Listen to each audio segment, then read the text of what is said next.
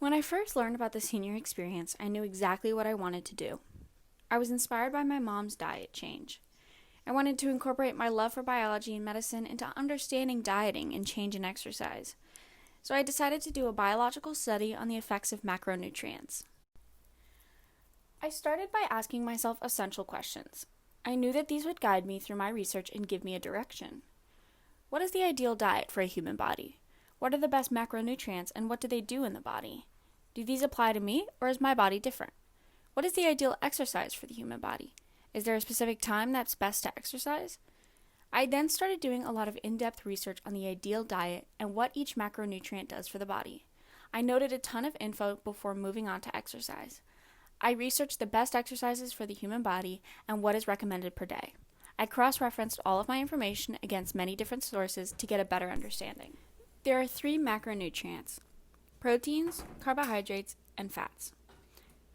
Carbohydrates are classified as starches and sugars. They are a major source of energy. Proteins are broken down in the body into amino acids. Amino acids are then used to make new proteins, as energy, and as building blocks for the production of other compounds. Finally, fats are broken into 3 categories: trans, saturated, and unsaturated. Saturated fats are found in animal products like meat, butter, and cream. Unsaturated fats are found in plant sources like olive oil, avocados, and nuts. Trans fats are found in commercially produced foods. A good balance between saturated and unsaturated promotes the supply of fatty acids, assistance with vitamin absorption, and the addition of flavor to foods. All 3 are needed to function and survive. There is no recommended ratio as each macronutrient does an equally important job in the human body. However, many sources urge that humans consume less amounts of meat and processed foods, which contain trans fats. Meat increases risk for cardiovascular disease as compounds found in meat, such as heme iron, inflame our arteries. Under a whole foods, non-processed diet, the main source of carbohydrates would be from plants. Carbohydrates from plants provide the body with glycogen, which muscles use as fuel.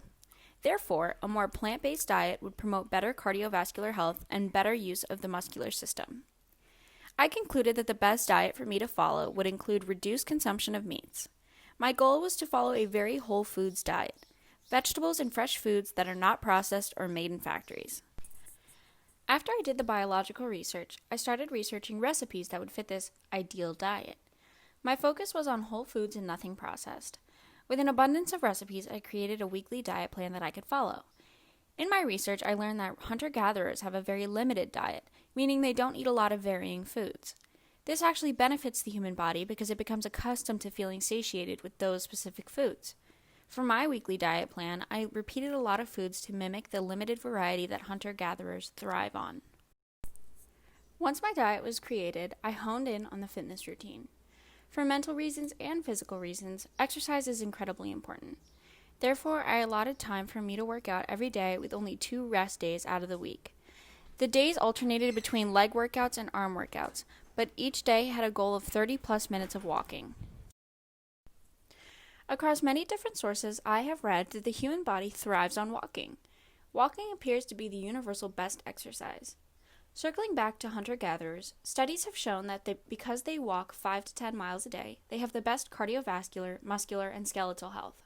Walking is considered aerobic. It's a cardio activity that promotes lung function as it boosts the heart rate, allowing for an increase in oxygen intake. For my daily plan, I made it a goal to walk at least 30 minutes a day. I also added a goal of standing instead of sitting wherever I could. Upon more research, I decided to integrate small increments daily of strength training. Strength training and interval training has shown to prevent bone loss and increase muscle mass. I personally enjoy strength training and it makes me feel good, so I felt that it would be appropriate to include in my weekly exercise plan. To execute all of this, I use the Fitbit app to log and track my food and exercise since I have a Fitbit watch. The Fitbit app breaks down macronutrients into percentages at the end of the day that I would screenshot and enter into my Google Doc log. I would recap my day and write a reflection at the end of each day after I jot down my exercises, including the heart rate and calories, as well as steps. In the first few days, I was really feeling it. I tried some of the new recipes and I was finding new workouts to do. I was feeling really productive. All of the new recipes were with foods I already liked and was familiar with, so I was only out of my comfort zone when it came to cooking. It was a lot of fun to make new foods and know that all of it was really good for me. I came to better understand serving sizes and how much I was comfortable with eating in one sitting. By cooking my own food, I was in control of what was going into it, and I was able to cut down on waste because I was able to gauge how much I was going to eat. Finding new exercises was a lot of fun. I found tons of useful YouTube videos and workouts on my Fitbit app. Even though it was hard to get motivated to work out on some days, I always felt really good after I did. My love for walking was rekindled, and it became a challenge to get all of my steps in every day. Over the past 2 weeks, my favorite part of my project has been working out and implementing it in my daily routine. I have seen improvements in my muscle mass as well as my mental well-being. Exercise actually releases endorphins in the brain, and during a time like quarantine, endorphins are definitely needed. At times, I struggled with getting motivated to eat correctly and wanting to work out. In the future, I want to make my diet a little bit more flexible and add more creative recipes. The exercises were always interesting because there was constantly something new for me to do, so I think I should incorporate a lot of new things into the diet plan. I learned a lot about myself with this project. I learned that I really enjoy cooking and working out. I learned what foods make my body feel best. I learned what it means to diet. All of these things interest me as I hope to work in the medical field one day. I think it's important for each person to tailor a diet that works specifically for them and their body and not to follow a pre-made diet. This specific diet works nicely for my body, and I plan to continue following it after the project is over. Eating whole foods and nothing processed, I noticed that I felt a lot better throughout the day.